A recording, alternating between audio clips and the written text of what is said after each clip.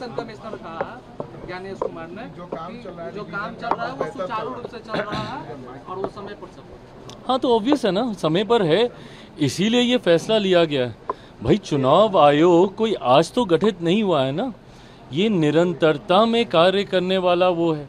इनको पता है कि किसके लिए कितने समय की ज़रूरत है, उसी के आधार पर टाइम बाउंड पीरियड के आधार पर ये सारी चीज़ें की जाती हैं। अभी भी जो ये प्रोसेस चल रहा है सितंबर के लास्ट तक, अक्टूबर के उस तक ये डेट दी गई है और स्वाभाविक है कि तब तक कंप्लीट हो गई, क्योंकि वो समय एक ऐसा आ जाएगा कि उसके बाद चुनाव होने हैं और अधिकांश समय पे चुनाव के आसपास उससे कुछ महीने पहले, कुछ समय पहले ये सारी प्रक्रिया की जाती है ताकि इस बात को सुनिश्चित किया जा सके कि किसी भी वोटर के साथ कोई नाइंसाफ़ी नहीं हो, कोई फर्जी वोट नहीं हो, कोई इसका गलत उपयोग ना कर सके। उस दृष्टि से इस प्रक्रिया का पालन किया जाता है, जो किया जा रहा है। और ठीक ही कहा उन्होंने कि इसको समय रहते इसको पूरा कर लिया जाए। ओवैसी है, ओवैसी की पार्टी है AIMM, उन्होंने लालू यादव को पत्र लिखा और महागठबंधन में शामिल होने के लिए पत्र लिखा है, पत्र लिखवाया गया है, मुझे नहीं पता। मुसलमान वोट जिसपे राष्ट्रीय जनता दल और उनके नेता अपना आधिपत्य मानते हैं, उसमें बिखराव तो देखने को मिल ही रहा। पिछले विधानसभा के चुनाव में भी अगर नहीं बिखराव होता तो ओवैसी जी की पार्टी, अब वो बात अलग है कि बाद में वो विधायक कहाँ गए नहीं गए, पर कैसे वो जीतते, तो उन वोटों में बिखराव तो हो ही रहा है।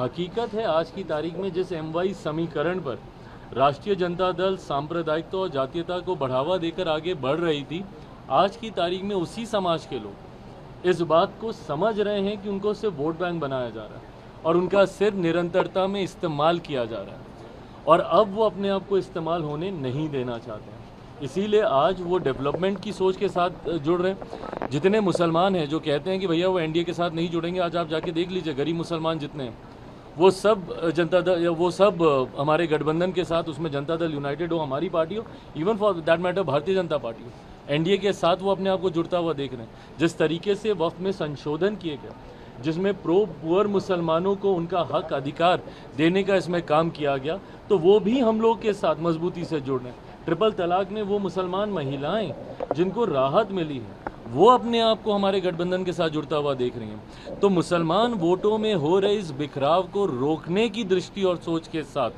अब उनको आमंत्रित किया गया है, वो आमंत्रित होना चाह रहे हैं, जो भी है, पर इसके पीछे की सोच यही है। नीतीश कुमार के नेतृत्व में बिहार में चुनाव होने जा रहा है और मुख्यमंत्री के चेहरा भी वही है, तो क्या डिप्टी CM चिराग पासवान बनेंगे? देखिए ये भविष्य के गर्व के ये सवाल हैं, बहुत हाइपोथेटिकल सिचुएशंस हैं, क्वेश्चंस हैं। मैं ज़रूर मानता हूं कि एक ऐतिहासिक जीत की ओर हम लोग अग्रसर हो रहे हैं। ऑल टाइम हाई के साथ इस बार हम लोग सरकार बनाने जा रहे हैं। उस सरकार में किसकी क्या भूमिका होगी नहीं होगी ये मुख्यमंत्री जी को उस वक्त के तय करना है। पर अगर हाइपोथेटिकली भी अगर आप ये सवाल मुझसे पूछ रहे हैं, कोई ऐसी परिस्थिति बनती है जहाँ पे लोक जनशक्ति पार्टी रामविलास, जिसकी मैं मानता हूँ कि आने वाली सरकार में एक अहम और मजबूत भूमिका होने जा रही है, अगर ऐसा कोई पद अगर हम लोग के पास आता है तो चिराग पासवान कतई उसका दावेदार नहीं होगा। मेरे पार्टी के वो नेता, वो कार्यकर्ता जिन्होंने मजबूती से पार्टी को यहाँ तक पहुँचाने के लिए काम किया है, दावेदारी उनमें से किसी की बनेगी। राजद की राष्ट्रीय कार्यकारिणी बैठक है, राष्ट्रीय अध्यक्ष भी फिर से लालू यादव चुनेंगे, लगातार राष्ट्रीय अध्यक्ष। शुभकामनाएं एक बार फिर से आदरणीय लालू जी को। मेरे लिए तो वो आदरणीय है, पितातुल्य हैं और उनका संरक्षण उनकी पार्टी को निरंतरता में इतने लंबे समय से मिल रहा है और एक बार फिर उम्र के इस पड़ाव पर होने के बावजूद, स्वास्थ्य के ये हालात होने के बावजूद अगर उन्हें ही मेहनत करनी पड़ रही है, तो जहां एक तरफ ये संतोष की बात मेरे लिए और उनकी पार्टी के लिए भी है कि वो इस हालत में है कि अभी भी वो इस भूमिका को निभा सकते हैं, पर कहीं ना कहीं सवाल भी यही उठता है कि क्यों वो ये जिम्मेदारी किसी और को नहीं दे पा रहे हैं। क्या विवाद है? क्या किसी और का नाम सामने आने से क्या पार्टी में किसी तरीके की टूट की संभावना को वो देख रहे हैं? देखिए, जनरेशनल शिफ्ट आसान नहीं होता, मैं भी उस दौर से गुजरा हूँ और जब पार्टी का शीर्ष नेतृत्व एक लंबे समय तक रहने के बाद अगर किसी दूसरे को जिम्मेदारी सौंपता है तो एक असंतोष कई बार कई दलों में देखा गया है। ऐसे में क्या आदरणीय लालू जी को इस बात का डर है और इस डर से वो किसी को ये जिम्मेदारी नहीं दे पा रहे? ये तमाम विषय राष्ट्रीय जनता दल का इंटरनल मैटर है, उस पर मैं कोई टिप्पणी नहीं करूंगा, उनको इस पर चिंता करनी है। पार्टी और जीतन राम मांझी की पार्टी में लगातार टकराव देखने को मिल रहा है। कल आपको जीतन राम मांझी ने नासमझ तक कह दिया।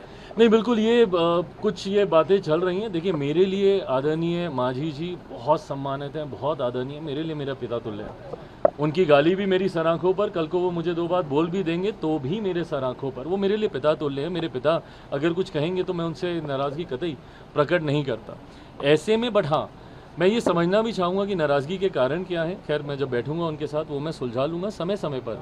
उन्होंने मुझे लेकर कुछ टिप्पणियाँ की, मुझे ना समझ, अनुभव और अनुभव की कमी है। अगर आप उनसे कंपेयर करें, आप उनका अनुभव देखिए भैया, 80 साल का उनका अनुभव है। प्रदेश के मुख्यमंत्री रहे, केंद्र में मंत्री रहे, बल्कि संसद में जब मैं उनके साथ बैठता हूँ उनके अनुभव का लाभ लेना चाहता हूँ, उनसे सीखना, उनसे जानना चाहता हूँ।